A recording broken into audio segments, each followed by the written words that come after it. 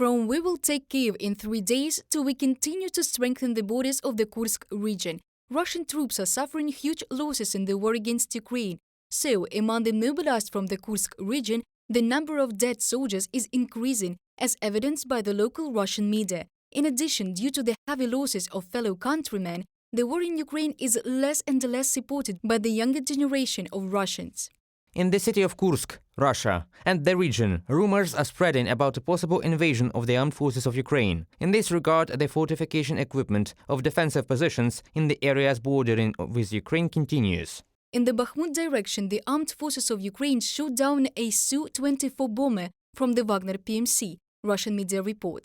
Meanwhile, on the night of December the 6th, on one of the most important railway lines in Russia near Krasnoyarsk, unidentified persons burned down several electrical substations. It is reported by the People's Movement of the Legion of Freedom of Russia.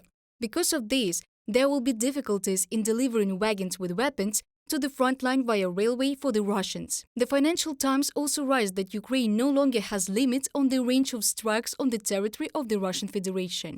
Soon Ukraine will be able to hit all targets in Russia, including in Siberia. In Ukraine, we know how difficult it is to defend against such air attacks. Soon Russia will not have safe zones either. Defense advisor to the government of Ukraine on condition of anonymity in an interview with the Financial Times. On December the 7th, Ukrainian aviation carried out 11 strikes on areas where personnel, weapons and military equipment were concentrated, as well as a strike on the positions of enemy anti-aircraft missile systems. During the current day, rockets and artillery units of the defense forces of Ukraine hit 3 command posts, 2 areas of concentration of personnel, an area of concentration of artillery, and 2 ammunition depots of the occupiers. According to experts, Russian troops suffered the greatest losses in the Bakhmut direction, where for 5 months they have been trying to surround the city. They throw a lot of people, a lot of equipment into battle. They don't regret anything. They use mostly new mobilized soldiers who do not have combat experience. Their actions are controlled by the private military company Wagner, where there are many criminals, people who were taken from prison. There is talk that retreat-blocking groups are stationed behind the Russian positions, so that people cannot retreat. Oleksiy Hetman claims that the Russian military is not prepared for war in winter. According to him, the morale of Russian soldiers is low. They often raise their hand over the dugout during combat to get wounded. After that, they will be sent to the rear for treatment.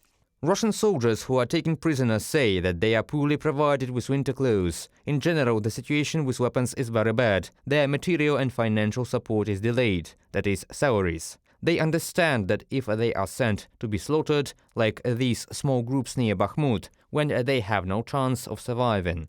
They raise their hand over the wall of the trench when the shelling is going on, so that they get wounded and sent to the rear for treatment, or just desert, run or surrender. NATO Secretary-General Jens Stoltenberg said that the Kremlin is trying to freeze hostilities in Ukraine in order to prepare for a new offensive in the spring. However, Oleksiy Danilov, Secretary of the National Security and Defense Council of Ukraine, claims that in the spring the Ukrainian military will enter Luhansk, Donetsk and Sevastopol. According to him, Putin will not be able to pause the war because winter will become a key stage in the struggle for Ukraine's independence. Reported by Diana Kolesnik, Victoria Sinko, Mykita Babenko, UATV News.